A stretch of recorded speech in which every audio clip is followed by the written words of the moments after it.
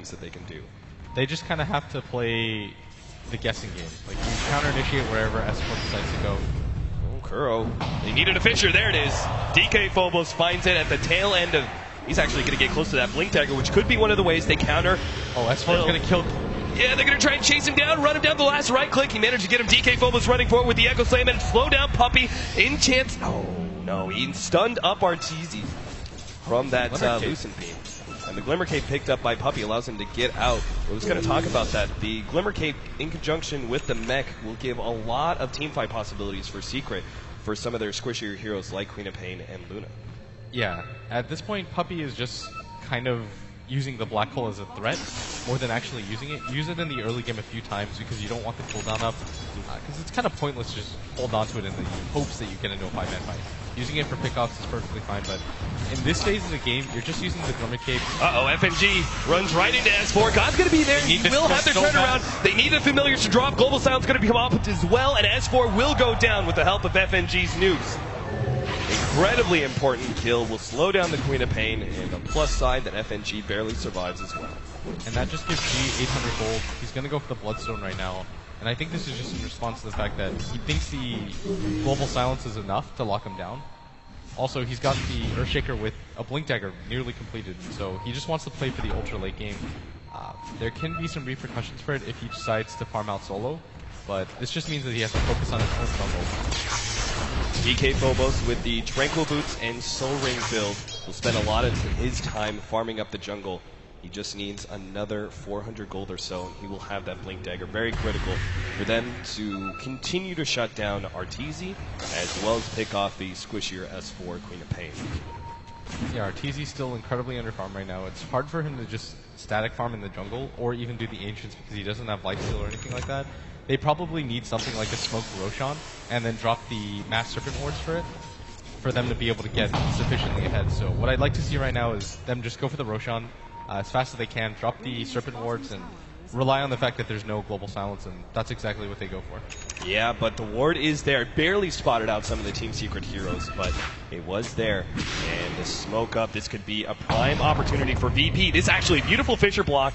Keeping two away from the Roshan pit, to kind of separating these heroes, dodging around Puppey as best as possible, and try and pop Kuro. God jumps in, going for that one. Laguna Blade gets laid out. They manage to bring a couple heroes low. God gets away with that Orchid. Oh, there goes FNG, getting blown up by S4's ultimate. Gets Illidan on the side as well as he blinks forward. Now the black hole controlling God while they finish up more heroes. Lil managed to get Arteezy towards the end as he's being chased down. God jumps forward ahead of S4, trying to get out of this one, but the Malphus is there, stunning him up. Uses Soul Ring for the last bit of jump. There's an Invis room, but he can't quite get there in time. S4 will get the kill, triple for him. In the meantime, Zai brought a little low, but Lil did manage to get away with DK Phobos. That was just really good team play by Secret. They help each other out for as long as possible. It takes way too long for Kuro to die, and I think they just entered the Roche pit again. They didn't even drop the wards the first time around.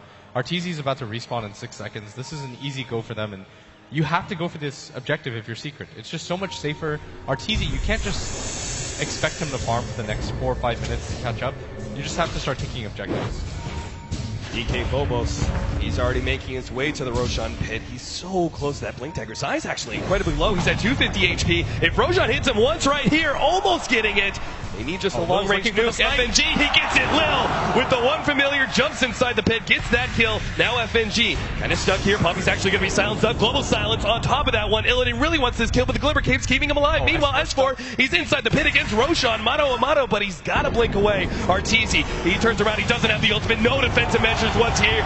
He gets taken out for the 6th time this game in 17 minutes, and Roshan down to 2k HP. Team Secret, looks like they're just going to have to give this one up. Oh, this is going to be so awful if they lose this. G's about to get a Aegis right now. It's so low. It's so hard for them to kill him in the first place. They have to commit so much to it. And VP, I don't know how they did it that second time around, but they managed to snag the Aegis. And the Global Silence still being up for Illidan, I think, is what gave them so many opportunities.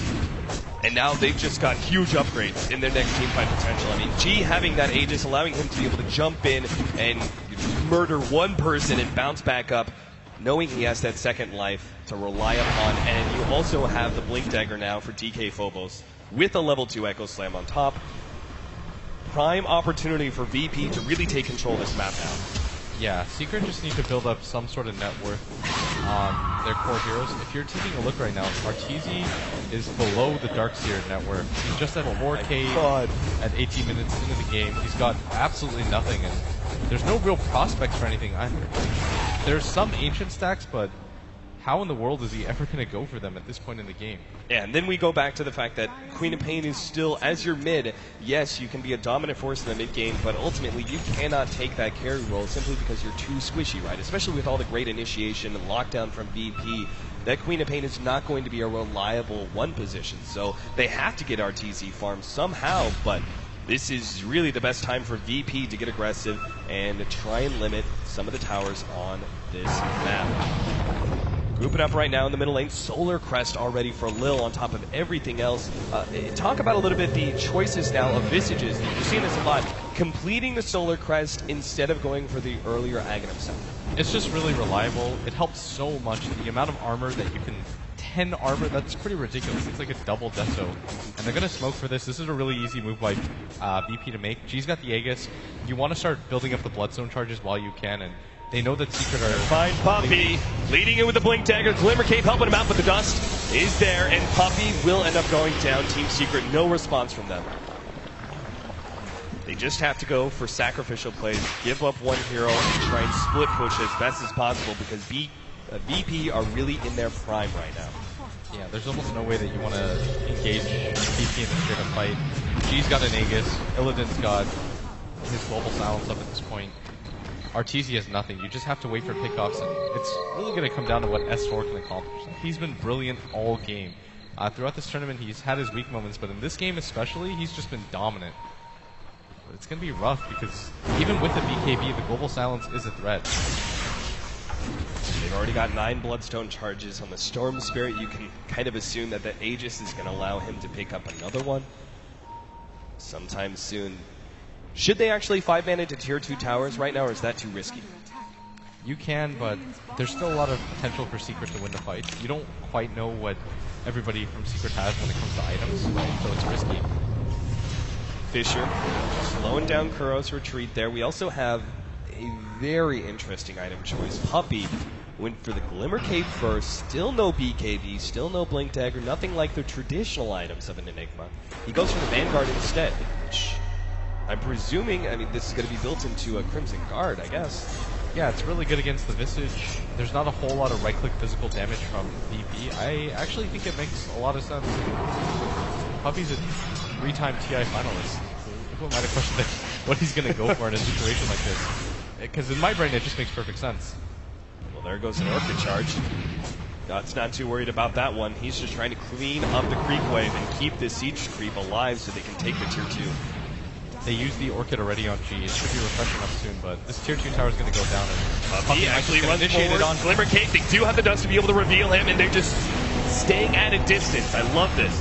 They surround Puppey, but make sure that they're not going to group up too much for a black hole, because there is always the danger of Zai counter-initiating at that point with a vacuum, and then you're getting a 3 or 4-man black hole. That could be the whole entire fight right there.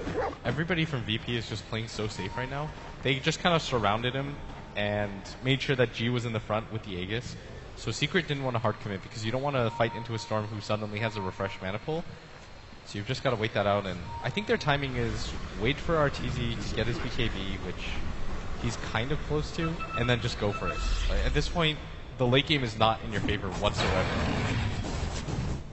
Lil's going to start building towards that Aghanim Scepter. We also have an Orchid being built now by G.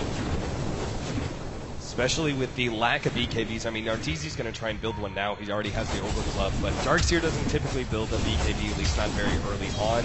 Luna's going to be forced into a rush, but she's already so far behind. And then S4, he's already has his. Oh, they're actually moving in for S4 right now. Oh, he's got the Echo Slam. They have the instant stun. They're going to chain lock him down. Laguna Blade, Fisher, everything being blown for such a critical pickoff. And that's what I mean. That's 502 gold going their way. You don't want that much net worth on a Queen of Pain. It's just so easy to kill. We're seeing that demonstrated right now. No time to respond with the BKB whatsoever. She is level 15. He still has a ton of farm, but he just needs some form of backup when it comes to net worth. You've got Puppey, who's the second highest on your team, That's definitely not what you want to see if you're a Secret fan. He's got a Vanguard and a Glimmer Cape, items that don't necessarily win you team fights. DK Phobos, he's actually building for a Yule Scepter now. The most obvious use of that would be able to self-use it in order to get rid of the Orchid Silence. Do you really think DK Phobos is going to be that much of a target from S4's Orchid? I think part of it too is that he notices that Puppy's not going for the BKB, so it's an easy way for him to stop the Black Hole as well. Okay. You're just giving yourself as many ways as you can to win the fight. Right. FNG's got a Yule Scepter of his own, so multiple Cyclones are going to be coming out from the Virtus Pro team. They still haven't taken the bottom Tier 1 and Tier 2 towers, and they didn't really make a whole lot of use of that Aegis, specifically taking the Tier 2 mid. Virtus Pro are getting a lot of respect to Team Secret, but is it too much? Are they playing perhaps a little bit too passive? No, not at all. Arteezy still has nothing. They can decide to just drag this game out for a little bit longer. There's no reason for them to have to rush it. You wait for the Storm's next item, bare minimum, before you go for anything, and your team still has a lot of room to grow. It's not as if they've struggled to find items. Illidan can decide to go for a Hex pretty soon at some point, or even a Linken's to help his Storm out further. You can see G go for that Orchid before you decide to go for the push. You feel like you have an advantage, so you probably go for the Tier 2, but there's no reason to jump into the Tier 1 and Tier 2 bottom yet. Alright, the Tier 2 easily going to be taken by Virtus Pro. Secret are doing something similar here at the bottom lane. The straight up trade-off with Glyph advantage is there for Virtus Pro. Yeah, they want to actually force Team Secret back to the base right now. And if Secret stick around and try and take that Tier 2 tower, which they are, that means free damage on the Tier 3. They don't have Glyph either. This makes it incredibly hard for them to hold. It's taking a lot of damage right now. Secret are going to filter in one by one, but VP are forcing them back. Puppy actually surged up, hoping to be able to catch somebody, but Virtus Pro, once again, very disciplined play. Love the trade-off there. They weren't going to TP back in time to save that Tier 2 tower. It would have been a very dangerous fight, so instead they just push into the Tier 3, not over-committing though. Just take it down to about half HP and backing up before Secret can catch it. What Secret are going to need this game is for their Darkseer to get a Blink Dagger, blink in and initiate, and then catch 2 or 3 heroes with the Vacuum as Puppy walks in simultaneously with the Black Hole. And he has to get the Silencer and the Earthshaker bare minimum. He almost has to get like all 5 heroes in this game to be able to get his Black Hole off. It's going to be incredibly hard, but if there's any team in the world that I think can do it, the combination between Zai and Puppy is really strong. Yeah, the reason you're saying that he kind of needs to catch all 5, right, is because there's disables on every single one of the heroes of Virtus Pro, especially with those, instant reaction Yule Scepters available.